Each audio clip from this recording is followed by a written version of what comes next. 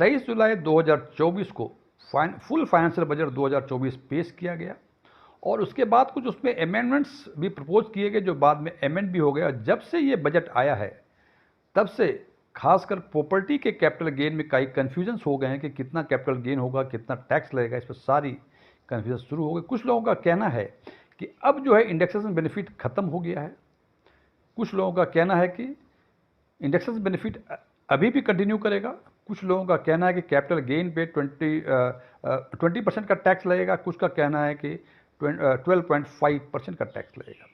आज हम इन्हीं बातों की चर्चा करेंगे और इसके चर्चा करने के साथ साथ एक और चर्चा करेंगे कि यदि आपने आपका capital gain residential house property में 10 करोड़ तक है तो आप उस 10 करोड़ के कैपिटल गेन पर एग्जम्पशंस कैसे पा सकते हैं, यानी इस पर आप जीरो टैक्स लायबिलिटी कैसे कर सकते हैं या कैसे बना सकते हैं।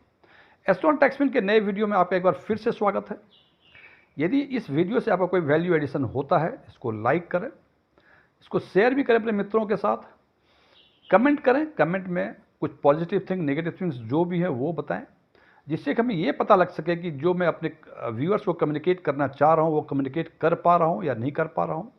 और यदि आप इस चैनल पर पहली बार विजिट कर रहे हैं तो इसको सब्सक्राइब करें और कमेंट बॉक्स में न्यू सब्सक्राइबर लिखें, जिससे हमें ये समझ में आए कि आप हमारे नए सब्सक्राइबर हैं। और उसके बगल में बेल आइकन है उसको ही पुश करें, जिससे कि हमारे सभी नए वीडियो की नोटिफिकेशन आपको लगातार मिलती रहे। मेरा नाम डीएम झा है। इस पर आगे चर्चा करने के पहले हमारे लिए ये जानना जरूरी है कि कैपिटल गेन कितने तरह का होता है और उस पर जो टैक्स लगेंगे वो टैक्स कैपिटल गेन टैक्स कितने तरह के होते हैं। कैपिटल गेन दो तरह के होते हैं, शॉर्ट टर्म और लॉन्ग टर्म कैपिटल गेन। चूंकि हम यहाँ रेजिडेंशियल हाउस प्रॉपर्टी की बातें कर रहे हैं तो सारी बातें अब रेजिडेंशियल हाउस प्रॉपर्टी के कॉन्टेक्स्ट में ही बातें करेंगे। यदि कोई रेजिडेंशियल हाउस प्रॉपर्टी आपने खरीदी और 2 साल के अंदर उसको बेच दी तो जो भी फ़ायदा होगा वो शॉर्ट टर्म कैपिटल गेन कहलाएगा। और यदि आपने रेजिडेंशियल हाउस प्रॉपर्टी खरीदी और 2 वर्षों के बाद उसको बेची तो उस पर जो फ़ायदा होगा वो लॉन्ग टर्म कैपिटल गेन कहलाएगा। अब सवाल है कि short term capital gain, long term capital gain की जो व्यवस्था है इंडेक्सेशन और विदाउट इंडेक्सेशन, ये कन्फ्यूजिंग है, जो आम लोगों में कन्फ्यूजन का विषय है। सबसे पहले ये देख लें कि शॉर्ट टर्म कैपिटल गेन में इंडेक्सेशन या विदाउट इंडेक्सेशन की कहानी कुछ नहीं है। ये सारी कहानी है लॉन्ग टर्म कैपिटल गेन के बारे में। एक उदाहरण लेता हूं मैं। 18-19 में किसी ने 50 लाख की एक रेजिडेंशियल हाउस प्रॉपर्टी खरीदी और 24-25 में यानी 23 जुलाई 2024 के बाद इसने 8 करोड़ में बेची। अब यदि हम विदाउट इंडेक्सेशन की बातें करें उसके हिसाब से यदि कैलकुलेट करें लॉन्ग टर्म, चूंकि ये 2 साल से अधिक होल्ड किए तो जो भी गेन होगा वो लॉन्ग टर्म कैपिटल गेन होगा। अब यदि विदाउट इंडेक्सेशन कैपिटल गेन की बातें करें तो आपने 50 लाख में खरीदी थी, 8 करोड़ में बेची, यानी 7 करोड़ 50 लाख आपका कैपिटल गेन हुआ यदि आप इंडेक्सेशन की सुविधा नहीं लेते हैं तो। और यदि आप इंडेक्सेशन की सुविधा लेते हैं तो जो 50 लाख 18-19 में खरीदी थी उसको इंडेक्स कॉस्ट ऑफ एक्विजिशन उदाहरण के तौर पे 24-25 में मान लें कि 1 करोड़ 10 लाख हो गया। तो index cost of acquisition 1 crore 10 lakh और बेचा हमने 8 करोड़ में, इसका मतलब 6 करोड़ 90 लाख का हमें कैपिटल गेन हुआ। विथ इंडेक्सेशन 6 करोड़ 90 लाख का गेन और विदाउट इंडेक्सेशन 7 करोड़ 50 लाख का गेन। चूंकि विदाउट इंडेक्सेशन में 12.5% का टैक्स है तो 7 करोड़ 50 लाख का 12.5% tax, it comes to 93.75 lakhs, मतलब 93,75,000 के आसपास। और 6 करोड़ 90 लाख में चूंकि ये विथ इंडेक्सेशन है तो इसमें 20% का टैक्स लगता है, तो ये टैक्स आता है 1 करोड़ 38 लाख के आसपास। फ्रेंड्स ये जान लें, ये जो cost of index cost of acquisition निकाला है हमने 1 करोड़ 10 लाख, ये बिल्कुल हाइपोथेटिकल फिगर है। इसको एग्जैक्टली जैसे कैसे कैलकुलेट किया था इसलिए हमने इसमें कैलकुलेट नहीं किया कि ये वीडियो काफ़ी लंबा हो जाएगा। इसके लिए मेरा एक अलग वीडियो है, यदि इसको चाहते हैं देखने के लिए तो उसको आप वहाँ जाके देख सकते हैं। तो अब ये देखें कि विदाउट इंडेक्सेशन में आपको लगते हैं 93.75 लाख और विथ इंडेक्सेशन लगते हैं 1 करोड़ 38 लाख। अब ये सुविधा टैक्स एससीसी की है कि वो कौन सा प्रोविजन ऑप्ट करे, विदाउट इंडेक्सेशन या विथ इंडेक्सेशन, और इस एग्जाम्पल में जो एसएससी होगा वो विदाउट इंडेक्सेशन को ही फॉलो करेगा, एक्सेप्ट करेगा, बिकॉज कि इसमें टैक्स लायबिलिटी कम बनती है। इसके साथ एक चीज़ और जानने की, चूंकि ये प्रॉपर्टी 18-19 यानी 23 जुलाई 2024 के पहले खरीदी गई थी, इसलिए इसमें सुविधा दी गई है कि दोनों तरह से टैक्स कैलकुलेट करें और जो भी कम हो उसको आप ले सकते हैं, उसकी सुविधा ले सकते हैं। लेकिन जो प्रॉपर्टी आपने 23 जुलाई 2024 या उसके बाद खरीदी है, उस पर केवल आपको विदाउट इंडेक्सेशन का ही बेनिफिट मिलेगा। इसका मतलब सीधा सीधा जितना गेन होगा आपका, उसमें से 12.5% का टैक्स देना पड़ेगा। तो हमें लगता है ये कन्फ्यूजन खत्म हो गया कि किस में इंडेक्सेशन मिलेगा, किस में नहीं मिलेगा, किस में 12.5% होगा, किस में 20% होगा। शायद इससे स्पष्ट हो गया होगा। अब अगली बात करते हैं, जो इस वीडियो का मूल मुद्दा है कि किसी रेजिडेंशियल प्रॉपर्टी पे यदि 10 करोड़ तक हमें कैपिटल गेन होता है, लॉन्ग टर्म कैपिटल गेन होता है, तो आखिर उसको पूरा एग्जम्पशंस कैसे लें, यानी इस पर टैक्स लायबिलिटी जीरो कैसे कर सकते हैं।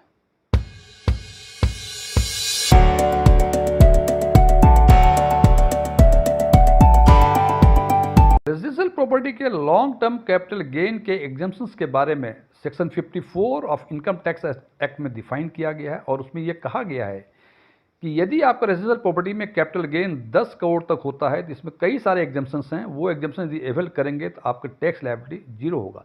लेकिन इसके लिए कुछ कंडीशंस हैं।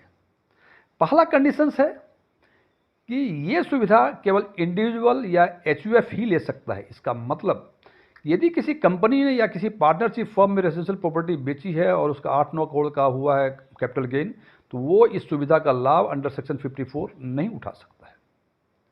नंबर 2, जो भी capital gain long term capital, ये ध्यान रखें कि ये सारी exemptions long term capital gain में ही मिलती है। जो भी आपको लॉन्ग टर्म कैपिटल गेन हुआ है, उस कैपिटल गेन से आप एक नया रेजिडेंशियल हाउस प्रॉपर्टी परचेज कर सकते हैं, तभी ये एग्जम्पशंस मिलेगा। अब जब नई रेजिडेंशियल हाउस प्रॉपर्टी परचेज करेंगे, इसमें भी कुछ सब कंडीशंस है।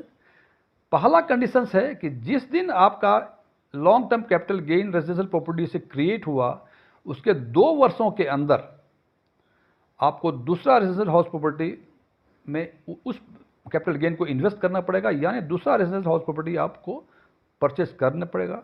दूसरा कंडीशन है कि जिस दिन आपका capital gain long term capital gain create हुआ, उसके 1 वर्ष पहले तक यदि आपने कोई रेजिडेंशियल हाउस प्रॉपर्टी खरीदा है, तो उसका भी एग्जम्पशन इसमें मिल सकता है।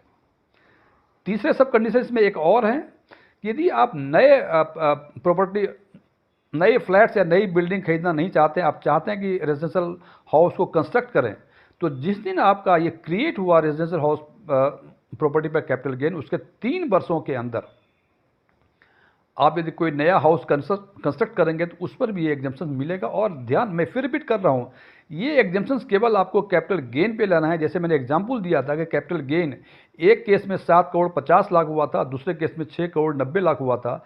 तो इन्वेस्टमेंट जो करना है ये 7 करोड़ 50 लाख या 6 करोड़ 90 लाख ही करना है, जबकि बेचा था आपने उसको 8 करोड़ में। 8 करोड़ को इन्वेस्ट करने की जरूरत नहीं है।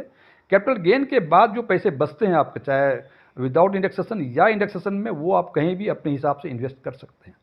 अब इसमें एक समस्याएं आती हैं कि चूंकि कंडीशंस हैं कि जिस दिन क्रिएट होता है लॉन्ग टर्म कैपिटल गेन, उसके 2 वर्षों के अंदर आप नए हाउस, नई रेजिडेंशियल प्रॉपर्टी खरीद सकते हैं या रेजिडेंशियल प्रॉपर्टी आप कंस्ट्रक्ट कर सकते हैं। तो जनाब, इस बीच में उस पैसे का जो कैपिटल गेन हुआ उसको कहाँ रखा जाए, इसके लिए साफ संदेश है, साफ इंस्ट्रक्शंस है कि इस बीच जब तक आपने नए रेजिडेंशियल हाउस प्रॉपर्टी नहीं खरीदी है या कंस्ट्रक्ट नहीं किया है, तब तक वो कैपिटल गेन जो है किसी भी बैंक या पोस्ट ऑफिस में कैपिटल गेन अकाउंट खोलें और वो रकम उस अकाउंट में रखें, तभी आपको ये एग्जम्पशंस मिलेगा। यदि आपने वो रकम सेविंग अकाउंट में रख दी, ये कोई एग्जम्पशंस नहीं मिलेगा और आपको अप्लीकेबल टैक्स लगेगा।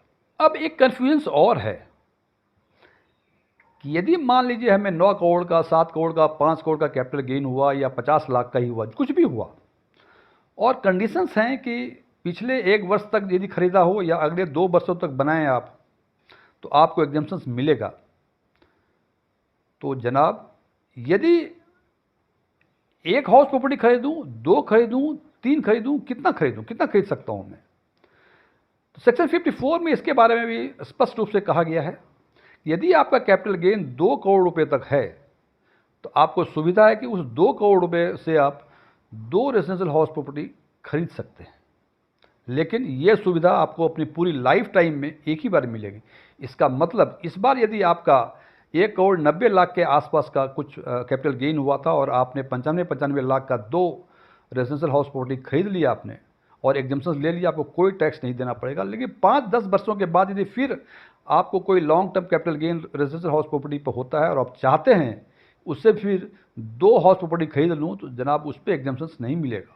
दूसरा कन्फ्यूजन एक और है, जो कंडीशंस कह लें उसको आप, कि ये बातें तो मैंने कही कि जिसका 2 करोड़ तक कैपिटल गेन है, लेकिन हो सकता है कि कैपिटल गेन 9 करोड़ हो, 10 करोड़ हो, 15 करोड़ हो, 20 करोड़ हो, उसका क्या एप्लीकेबिलिटी है, उसकी क्या प्रोविजंस है।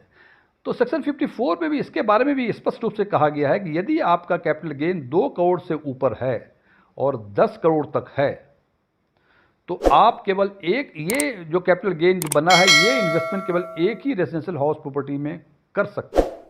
उदाहरण के लिए, यदि आपको long term capital gain 12 crore हुआ है और आपने नई रेजिडेंशियल प्रॉपर्टी 15 करोड़ में खरीदी है, तो चूंकि आप इस सेक्शन में ये लिमिटेशंस है कि आपको 10 करोड़ तक ही, 10 करोड़ के कैपिटल गेन पर ही आपको एग्जम्पशन मिलेंगे। इसका मतलब 15 करोड़ आपने इन्वेस्ट किया था, 11 करोड़ का कैपिटल गेन था आपका, तो 10 करोड़ का एग्जम्पशन मिलेगा और 1 करोड़ पे या तो न्यू विदाउट इंडेक्सेशन या विथ इंडेक्सेशन जो भी आपको सुविधा हो उस पर 1 करोड़ पर आपको टैक्स देना पड़ेगा। इस तरह से हम ये कंक्लूड कर सकते हैं कि यदि हमारा कैपिटल गेन 10 करोड़ तक है, तो निश्चित रूप से हम एक रेजिडेंशियल हाउस प्रॉपर्टी खरीद के हम पूरे के पूरे 10 करोड़ पर एग्जम्पशंस ले सकते हैं और अपनी टैक्स लायबिलिटी 0 कर सकते हैं। Thank you.